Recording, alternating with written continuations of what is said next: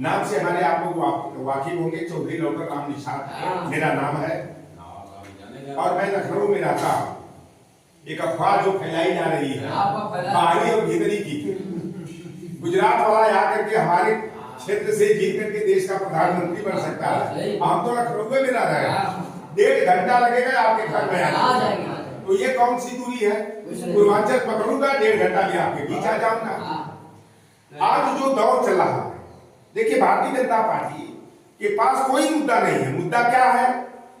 हिंदू मुसलमान, भारत पाकिस्तान।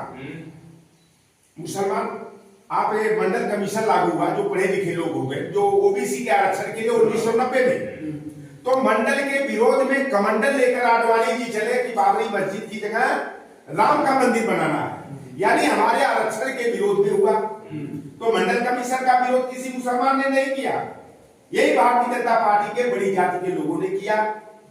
फूलन देवी की आबरू लूटने का काम, नंगा करके कुआं से पानी भराने का काम किसी मुसलमान ने नहीं किया, वही सामंती वर्चस्ववादी जाति के लोगों ने किया।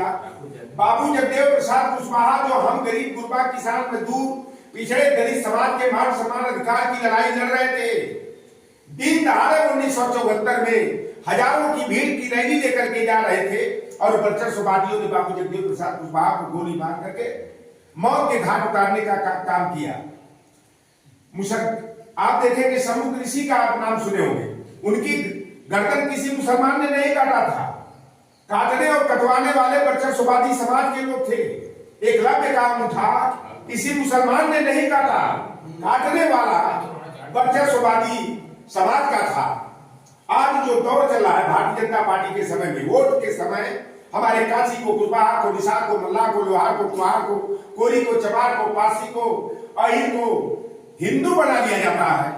लेकिन जब अधिकार की बात आती है तो हमारे लोगों के साथ 2 दर्जे का बर्ताव किया जाता है। आज इनकी सरकार में मंत्री भी हमारे समाज के हैं, मौर्या भी मंत्री है, कुशवाहा भी मंत्री है, निषाद भी मंत्री है, यादव भी मंत्री है, कोरी और चमार भी मंत्री है, लेकिन वो मुखौटे के तौर पर रखे गए, जैसे गुलदस्ता होगा, वो केवल मुखौटे हैं।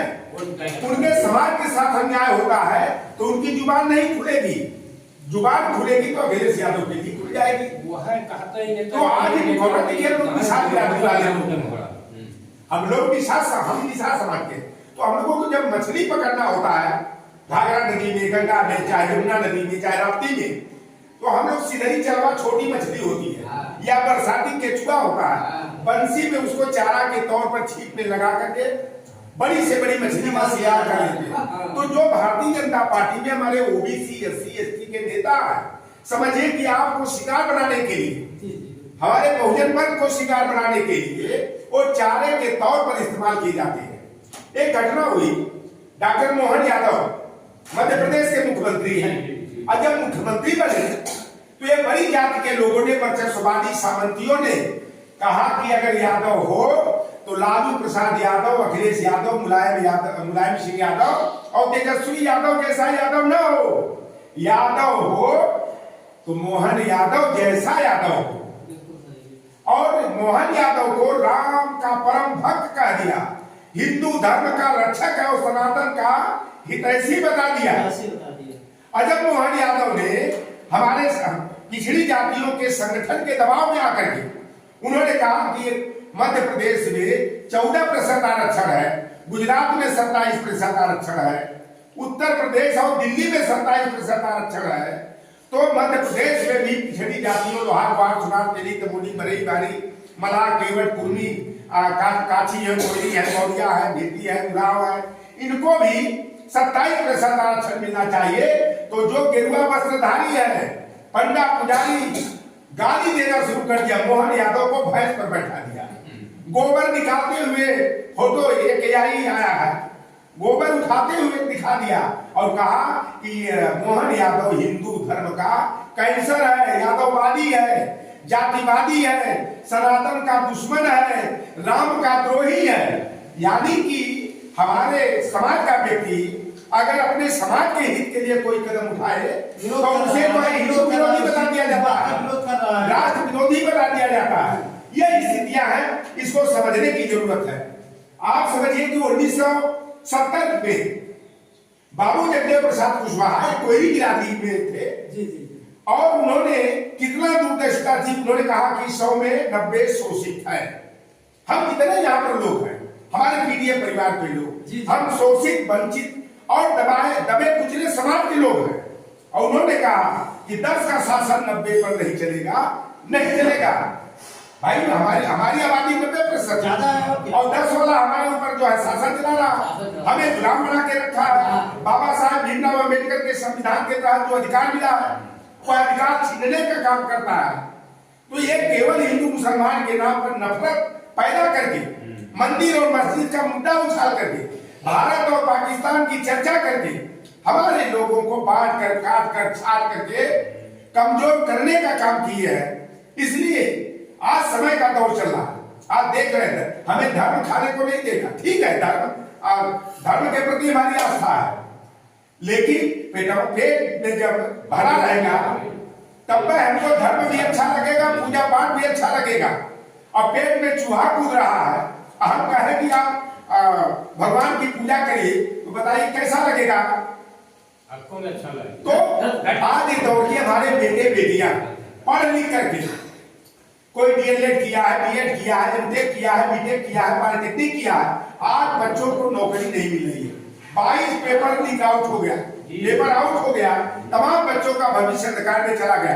यह सरकार नौकरी देने वाली नहीं, यह सरकार नौकरी छीनने वाली है। और हमारा आरक्षण कैसे लूटा जाए उसके लिए ये संविदा पर, ठेका पर, आउटसोर्सिंग पर भर्ती कर रहे हैं। जहां 1 लाख जिस व्यक्ति को मिलना चाहिए 70,000 80,000 मिलना चाहिए, 12,000 13,000 पर तमाम मैं देख रहा हूँ पढ़े लिखे बच्चे हैं, लखनऊ में मेरे बगल में रहते हैं और वह 10,000 12,000 पर ये जोमेटो का खाना सप्लाई करने का काम कर रहे हैं। 12-12 घंटा रात दिन बेचारे दौड़ रहे हैं, पढ़े लिखे लड़के जिनको लाखों रुपया की नौकरी मिलनी चाहिए, 12,000 13,000 पर नौकरी कर रहे हैं। 3,000 लोग का किराया देते हैं, उसी में खाना है, अपना खर्चा क्या घर परिवार को देंगे। जब वो अपना ही पेट भरने में परेशान है तो उनका परिवार बढ़ने की बजाय और कमजोर होगा। तो आज ये समझने की जरूरत है। ये भाजपा वाले क्या कहे, अखिलेश यादव की सरकार में सारी नौकरियां तो वही ले लिए, अखिलेश यादव ने लिस्ट बना के दे दिया, यादव को नौकरी मिल गई। भाई आप आमतौर पर सोचिए, ये गांव है आपका, यादव बगल में गांव होगा, यादव के लड़के लड़कियां भी पुलिस पीएससी में, आर्मी में भर्ती होने के लिए 2-2 किलोमीटर 1-1 किलोमीटर दौड़ करके जाड़े के मौसम में पसीना बहाते हैं।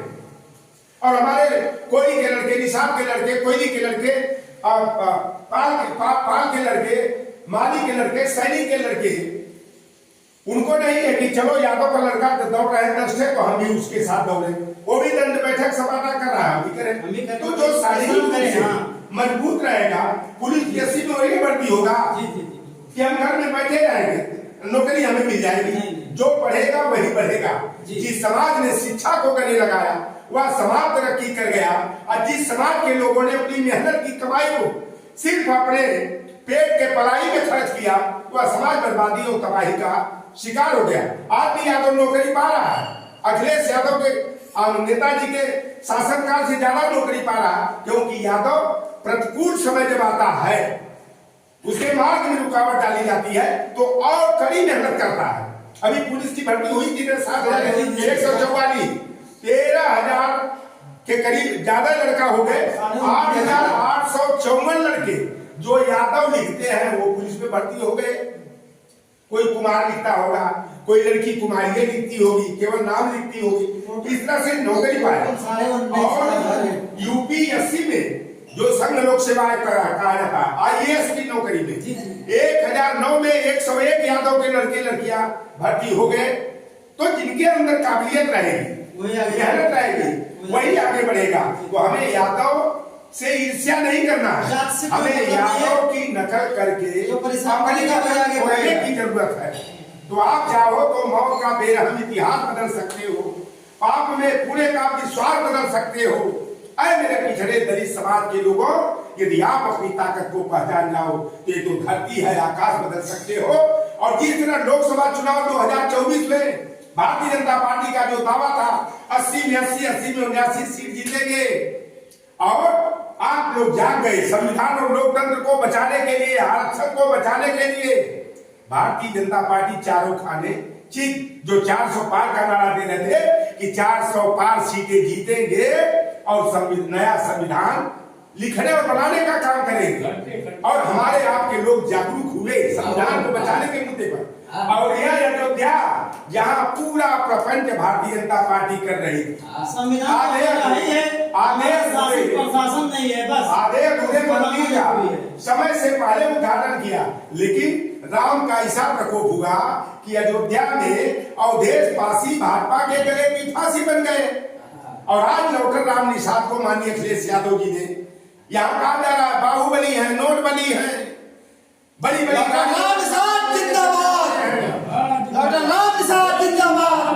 समाजवादी पार्टी जिंदाबाद, समाजवादी पार्टी जिंदाबाद, लौटन राम निषाद जिंदाबाद। तो जो कह रहे हैं किया से होगा जीत के जावा, ये मां गारंटी है नेताजी कि यहाँ बड़ी बड़ी गाड़ियों का काफिला चलेगा तो लौटन राम हवा मिल जाएंगे।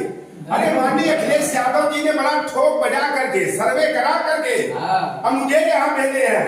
अभी परसों मुलाकात मेरी हुई और माननीय जी ने कहा कि मैं सर्वे कराया, कोई दूसरा जो हमारे दल के साथ दगाबाजी करके भाग गया भगोड़ा, उसको सिर्फ और सिर्फ लौटन राम निषाद जैसा गरीबी पैदल चलने वाला ही हरा सकता है।